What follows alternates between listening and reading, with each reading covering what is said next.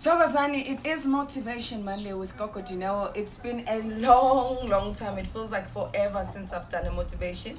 I was away in a remote area where there was no network signal, but I was also doing some spiritual stuff and spiritual work, so it required me to be limited in terms of social media. And that's why I haven't been posting much, and that's why I haven't been saying much, but I've been also posting and sharing some, some old stuff of radio work and other stuff that I've done. But also be on the lookout, because while I was away with Nkulumanzi on this journey, we want to share some of our insights and experiences. We call it throwback sessions. So there'll be a stream of videos that are uploaded, and we'll continue sharing in terms of how to navigate life's difficulties, relationship, love, and all those matters. So also give us a shout out on those things in terms of the things you'd like us to motivate you from. Because remember, all these motivations and insights that I'm sharing are from my own experiences. They're not the absolute truth, because truth is not absolute. By the way, truth is based on your own interactions and experiences. So what is the motivation on? People have been asking a lot of questions of why. Because sometimes it is very difficult as Africans to embrace our cultural practices, because we don't understand what is the importance or the significance of doing such a ritual or such a practice. And because we don't resonate with it, or we don't have a deeper understanding or knowing, sometimes we resist. But in our resistance, then the struggles and the sufferings that we experience persist. So that's why it's very important for us to understand. I've got a lot of your requests, but some of it are streams on their own, and some of it I've done streams. So please always check out my Instagram TV and my YouTube channel is Gogo Dineo Ndlanzi. You will find a lot of the stuff that I've already shared. So what is the things that you've asked me?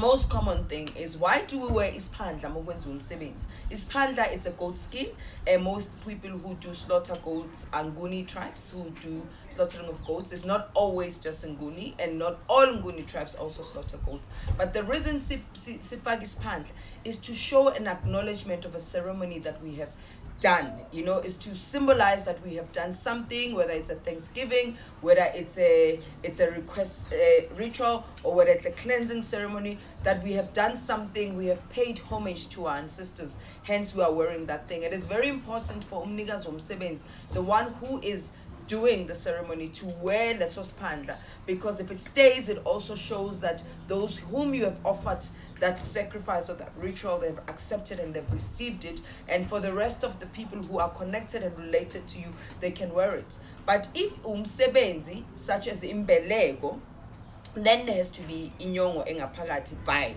what people call bile. So inyongo is only for the person who is performing that ritual, which brings me to the explanation of what is Imbelego and what is the significance of Imbelego.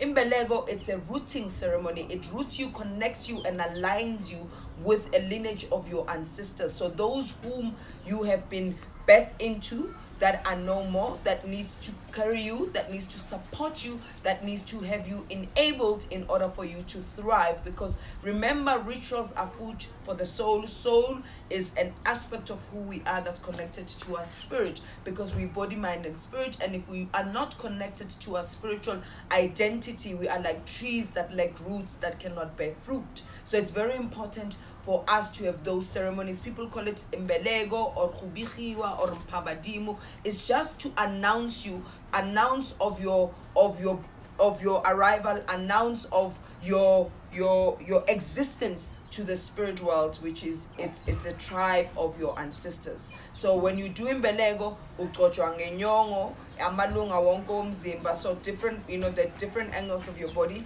where it's only the person whom owenzelwa umsebenzi would then athelwe ngenyongo, not everybody else, but everybody else in the family who shares the same surname or shares the same ancestral lineage can then wear isphandla, to also show you that you have been welcomed into the family, or that we are a family, or we have performed a family ritual. So I hope I've extensively explained why we wear isphandla.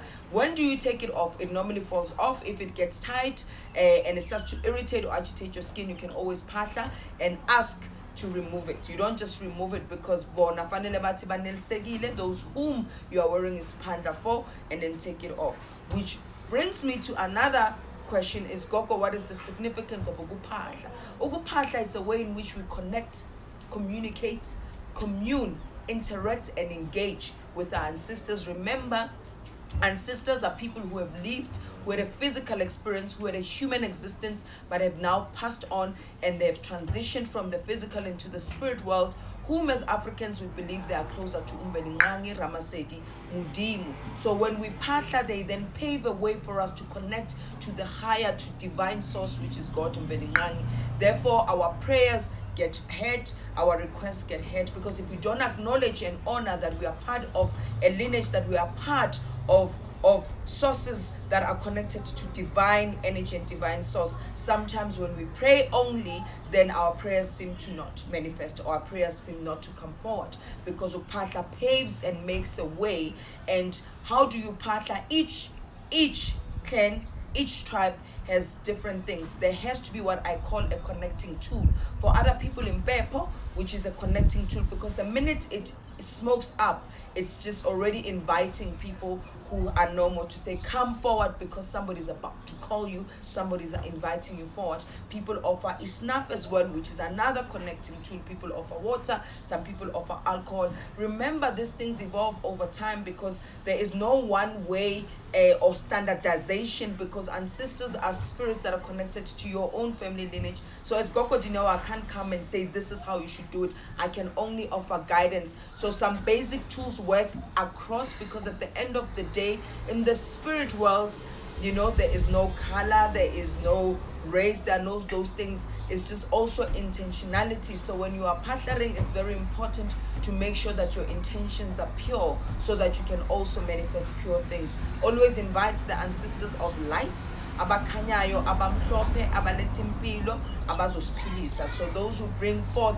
what we are seeking: wellness, health, abundance, joy, and all the positive elements, because you want to attract positive vibrations when you partner, because you are asking for things. But you don't only partner to ask, you also partner to give gratitude and thanks, and you also partner to connect and say, hey, I am here, are you hearing me? So if you have not done it before, I always just say to people, just go seek a spiritual do a spiritual consultation to see where are your ancestors sitting at, what's going on in the spirit world in relationship to you. Because sometimes abanye abaphathli, because kwaphehlwa amanzi amnyama, when you phahla izinto ziba worse than they become better, or you are phahla but you are using the wrong kinds of surnames. These things are not straightforward. Spiritual issues are really complex, because as human beings we are also complex, because we carry different spiritual DNAs. So some things are not straightforward, and remember, these are just guidelines and insights, not absolutes. So people also ask me, but how do you deal with homosexuality and spirituality? I've done a whole stream on homosexuality and spirituality, because remember, ancestors, especially if they've called you to take on a particular gift, they seek for competency, ability, and somebody who is willing to do it, even though you might not be cognitively willing to do it at this moment, because of your understanding and the narratives and the stories you've been told about ubungoma, or the gifts that makes you feel like, no, this is not for me. When you were spirit, there was a level of willingness and ability for you to carry on this work. So when you are a human being, then experiences are sent your way to remind you of the spiritual agreement that you've done between you and your ancestors. The significance of cleansings. There are different types of cleansings. Cleansings it's all about letting go of what no longer serves us and inviting what needs to serve us. So why do we cleanse when somebody has passed on? Because as Africans, we also really understand and are very respectful of those who have passed on, because we understand that they are sitting at the next to the higher throne of source. So when we do cleansings, we are helping the body to transition, to understand that it cannot want to leave like a physical entity. It is no longer a human, but it is a spirit. So it helps it transition, that it doesn't have the body anymore that it lives in. But it also helps us mourn, because by doing those things, we are also acknowledging for ourselves that this person is no more, this person is gone. And that's why we continuously light a candle during the mourning process, because we are saying we are lighting your path, so that where you are going and whom you are seeking, who have gone before you, they can find you. And there's also different other things that get done depending on the tribe or the clan you come from, that actually make sure that that person transition. But a cleansing is so we can actually close the chapter and open on a new chapter. So that's the significance or why we cleanse. So the patla times, because there's different times in which we patla. Remember, once you get into the rhythm of ukupatla, once you get into the rhythm of having a solid relationship with your ancestors, so it means that you can always be in communication and in connection with them. But there are times where when we're saying that, spirit is much more potent, the energy and the vibrational frequency, it's much more higher and it's much more purer. And those times are 3 times. So what do I mean by 3 times? It's 3 a.m. because 3 a.m. is 1, 2, 3, which is the only number frequency in numerology that has a beginning, a middle, and an end. So meaning if you're trying to get manifestation, so you partner around that particular time, because at that time, like I said, there is very less human disturbances or turbulences or distractions that are happening. Everything is quite pure. It's early in the morning. It's also called God's time, and that's why that time it is very powerful. Abangoma also understand around that time, because we understand energy, vibration, and frequency is at its purest around 3 a.m. 12 a.m. similarly, because in numerology every numbers is 0 to 9. Afterwards, when it's 10, 11, 12, 15, 55, 155, we add it up to get a 1 single digit. So 12 is also a 3 a.m. time. So 1 plus 2 becomes 3. So that also tells you that that particular time is as important as 3 a.m. time.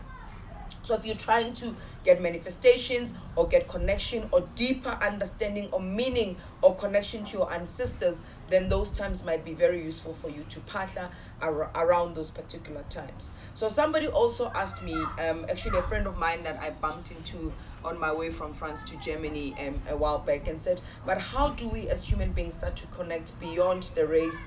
How do we start connecting besides different cultural practices?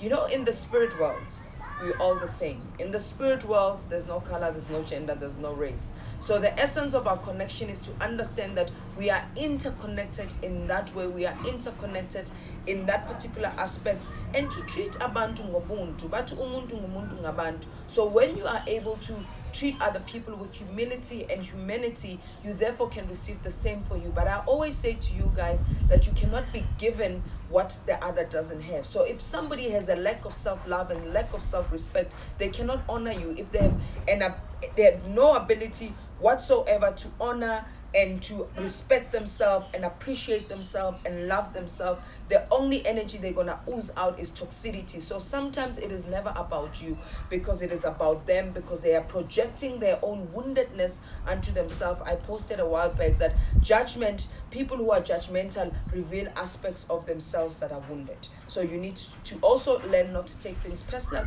And sometimes we attract toxic people because they're mirroring aspects of ourselves that also needs healing. So thank them, bless them, but also be a giver of the things that you are seeking for, because a lot of times we just want to take, but we're not willing to give. But in life, things happen in duality, things happen in a yin and yang. You give and you receive and you give. So I hope that today's stream has shed a bit of light into that. People also ask about the whole thing of being gifted and being Christian. I don't know how many times can I emphasize that religions of the world are based on ancestry, because they're based on somebody's interaction with divinity, with God, and then they've shared or they've written about those experiences, and then a religion, which is a movement, was formulated. But remember, religion is about control and domination and ownership, but spirituality respects. And most those spiritual teachers, whether it be Buddha, whether it be Jesus, whether it be Muhammad, they were actually more spiritual than they were religious. They understood that God existed in all of us, and they were trying to say, I have found a path to God. Maybe my path can inspire you towards your godliness. And I'm saying maybe how I'm sharing and how I'm doing things might inspire you to your godliness. Let's keep in touch. These are only 15 minutes. And like I said, some questions require a full stream, because these issues are very complex. But I hope I've shed some light and I've shed some insights. Continue sending us love and light. Continue being the light in which you are seeking for yourself. Continue being the change in which you are seeking for the world. Love and light till we do this again.